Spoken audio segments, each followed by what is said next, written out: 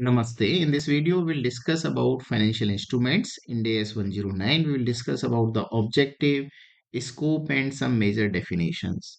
So, it is very important to understand which standard should be applied for a particular item in the financial statements. Otherwise, one may get the accounting wrong. For example, the provision for warranties is not a financial liability. Rather than it is a non-financial liability. If someone applies Ind AS 109 to the provision for warranties instead of Ind AS 37, so he will lead to incorrect accounting principles. So the correct application of accounting standard is too much important. So let's come to the Ind AS 109. The objective of Ind AS 109 is to establish principles for financial reporting of financial assets and financial liabilities so that it can present the relevant and useful information to the users for the assessment of amount, timing, and uncertainties of entities' future cash flows. So based on that, the investors or user can take decision about the entity. Financial instrument can be defined as any contract that gives rise to financial asset of one entity that may be in form of cash, trade receivables, investment in bonds and deposits, or investment in equity investment, or loan receivables. So it is any contract that gives rise to financial asset of one entity and financial liability or equity investment instrument of another entity that may be in form of loan and borrowings, trade payables, redeemable instruments like preference shares, etc., or guarantee given for the repayment of debt upon borrower's default. So, here we need to understand one point that there should be a contract. Anything that is not contractual is not financial liability or financial asset. For example, income tax or construction obligation as per Ind AS 37 cannot be defined as a financial instrument because those are not contractual. For example, income tax is a statutory liability that is generated because of the law of land. It is not because of the agreement between the entity and the government. So, as there is no a lack of contract, so it cannot be called as a financial instrument. Financial asset is any asset that is either cash or equity instrument of another entity or contractual right to receive cash or financial asset or to exchange financial asset or financial liability under favorable conditions or contract that is settled in on equity. Here, in case of non-derivative where entity is obliged to receive variable number of on equity instruments, and in case of derivatives where it is settled other than by fixed amount of cash, financial assets, or on equity. Now, for example, physical asset, whether it is a financial asset or not, if we check it is neither cash, not equity investment, or not a contractual right to receive cash or financial asset, so it cannot be classified as a financial asset. Similarly, right to use or intangible asset or prepaid expenses cannot be classified as a financial assets. In case of prepaid expenses, it is not a right to receive the cash, but it is a right to receive the service. So it cannot be classified as a financial asset. Next is financial liability. It is a contractual obligation to deliver cash or other financial asset or to exchange financial asset or financial liability.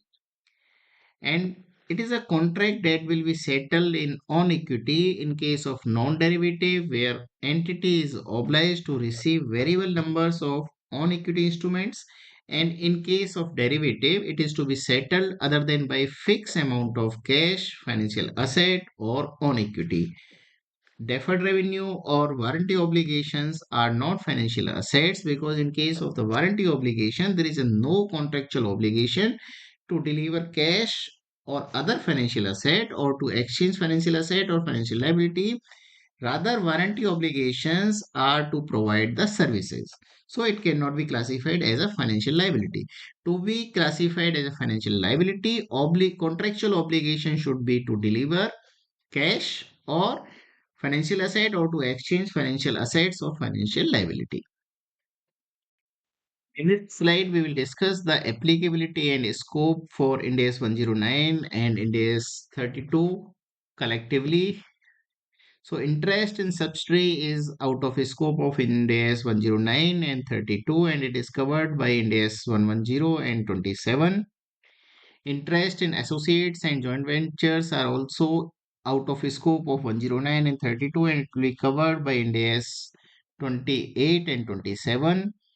Rights and obligations under lease are out of scope of 109 and 32, and it will be covered by Ind AS 116.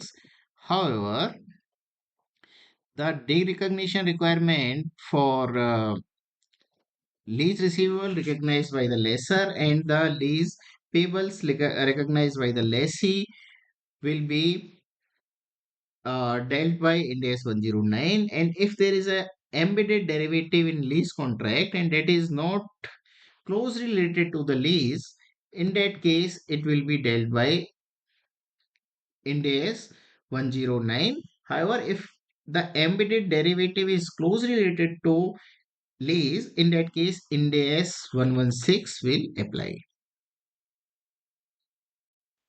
Further, for the financial instrument that meet the definition of equity instruments, and from the issuer perspective, Ind AS 32 will apply and it is out of scope of Ind AS 109. And in case of the holder, Ind AS 109 will apply and it is out of scope for Ind AS 32. Rights and obligation under insurance contract, Ind AS 104 will apply.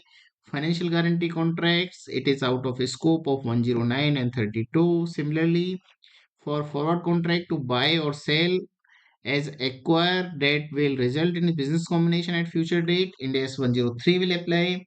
And financial instrument contracts and obligation under share based payment transactions, Ind AS 102 will apply.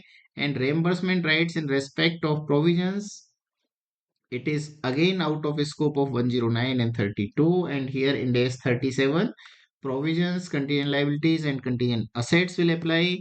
And rights and obligation within the scope of Ind AS 119, it is out of scope of 32 and 109.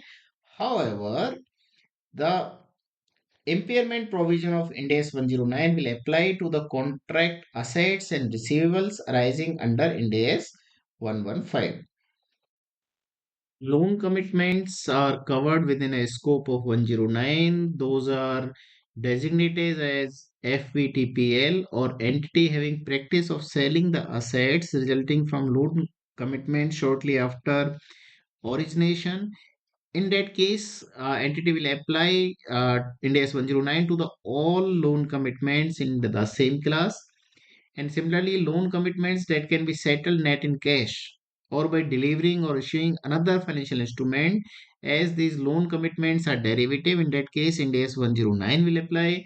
And the commitment to provide a loan at below market interest rate, in that case also Ind AS 109 will apply. Apart from it, although the loan commitments are not within the scope of 109, however, the issuer of the loan commitment will apply for impairment requirement provisions of Ind AS 109. And the all loan commitments, whether in or out scope of Ind AS 109, are subject to derecognition requirement of this standard. So this is all about the applicability, scope, and objective of Ind AS 109, that is financial instruments. So, if you have any suggestion or query, you may comment on the video or may contact on the WhatsApp number given on the screen. Thank you very much.